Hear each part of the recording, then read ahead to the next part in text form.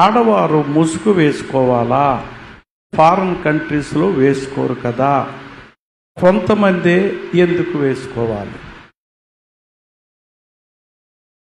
ఆడవారు ముసుగు వేసుకోవాలా అన్న ప్రశ్న 2000 సంవత్సరాల క్రితం కొరింతు ప్రాంతంలో ఇవ్వబడినటువంటి పౌలు చేత ఇవ్వబడినటువంటి ఒక సూచనను ఆధారం చేసుకుని అడుగుతున్న ప్రశ్న.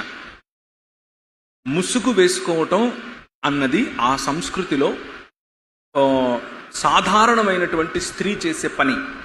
ఎందుకు అనంటే అసాధారణమైనటువంటి స్త్రీ లేకపోతే సామాజిక కట్టుబాట్లు, కుటుంబ కట్టుబాట్లు దాటి వెళ్ళినటువంటి స్త్రీ ముసుగును తీసివేసి తన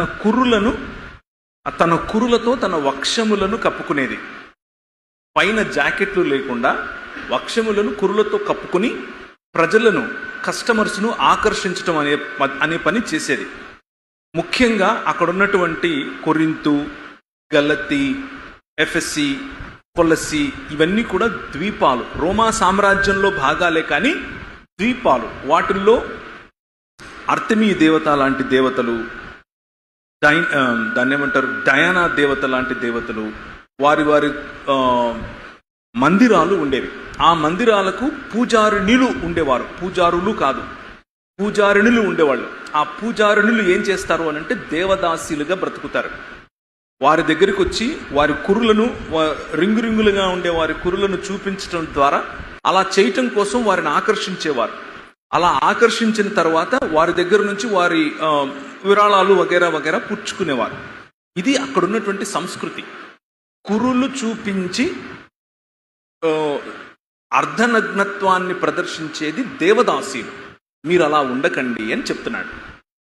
అంతేకాని మీరు ముసుగేసుకుంటే ఎక్కువ పరిశుద్ధులు, ముసుగు తీసేస్తే తక్కువ పరిశుద్ధులు, ముసుగేసుకోగానే దేవుడు మీ ప్రార్థన ప్రత్యేకంగా వింటాడు, ముసుగు వేసుకోకపోతే దేవుడు మీ ప్రార్థన వినడు అన్నది అక్కడ సందర్భం కాదు. పురుషుని పైన ఆధిపత్యం చేసే విధంగా, పురుషుణ్ణి తనకు బానిసగా చేసుకునే విధంగా, పురుషుణ్ణి సెక్షువల్ డిజైర్స్ చేత, తనకున్నటువంటి లైంగిక పరమైనటువంటి ఆకర్షణతో తన పైన ప్రభావం చూపించే ఒక విగ్రహముగా స్త్రీలు మారకండి అని చెప్పటం కోసం చెప్పినటువంటి మాట అది. ఇది దాని సందర్భం. దాన్ని అలా కాకుండా భక్తికి ముడివేసి మనం వేరే రకంగా చెబితే అది 2000 సంవత్సరాల తర్వాత విపరీత అర్థం వస్తుంది. కాబట్టి మన సంస్కృతిలో గౌరవప్రదంగా ఉండటం, చీర చక్కగా కప్పుకొని ఉండటం, అలా ఉన్నంత వరకు మనకు ఇబ్బంది లేదు.